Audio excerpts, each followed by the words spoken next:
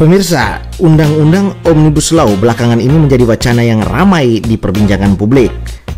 Sebab DPR RI pada paripurna Senin 5 Oktober kemarin akhirnya menyetujui Omnibus Law Cipta Kerja. Semacam makhluk apa sih Omnibus Law itu? Baik pemirsa, untuk memahami pengertian Omnibus Law, kali ini kita menggunakan perspektif Rocky Gerung sebagai intelektual publik Indonesia.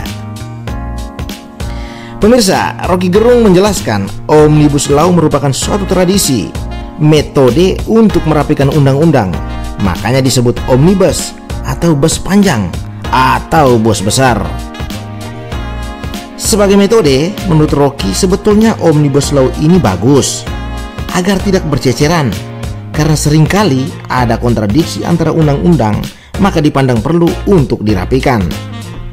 Nah, soal Omnibus Law Cipta Kerja yang telah disetujui ini, menurut Rocky sebetulnya bukan dirapikan, tetapi diselundupkan kepentingan-kepentingan ekonomi yang merugikan buruh.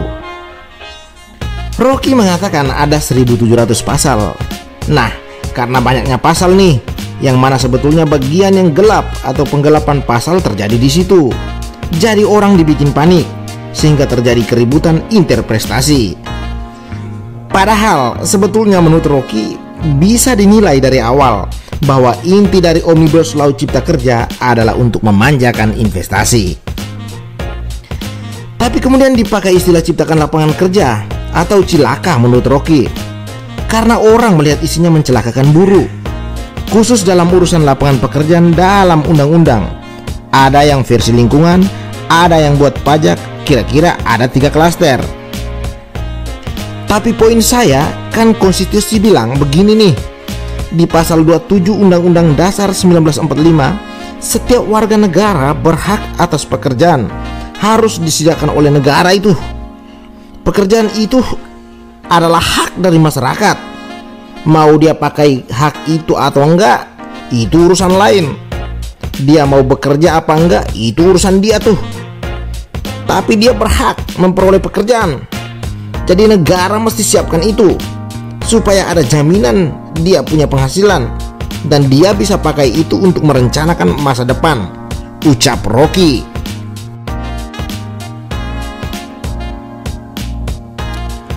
Rocky menjelaskan undang-undang ini justru datang dengan filosofi yang berbeda. Sifat dari undang-undang itu bahkan diucapkan oleh Menko Perekonomian Airlangga Hartarto, yang nantinya buruh mudah dipekerjakan dan mudah dipecat. Nah, konstitusi bilang pekerjaan itu adalah hak, jadi gak boleh ada pemecatan. Lalu masih lagi soal buruh kontrak di situ, yang sebetulnya kalau saya gak punya jaminan bahwa pekerjaan saya bisa langgeng, maka saya gak bisa merencanakan, gak bisa nyicil rumah, gak bisa merencanakan untuk sekolahin anak segala macam. Jadi undang-undang itu sebetulnya inkonstitusional dari awal, karena tidak mengerti bahwa pekerjaan itu adalah hak pekerja, dengan upah yang layak adalah hak, dan negara bisa sediakan itu. Justru yang disediakan negara adalah bebaskan tenaga kerja asing masuk ke Indonesia. Jadi sebenarnya menurut Rocky, Omnibus Law Cipta Kerja dari sisi filosofi melanggar konstitusi.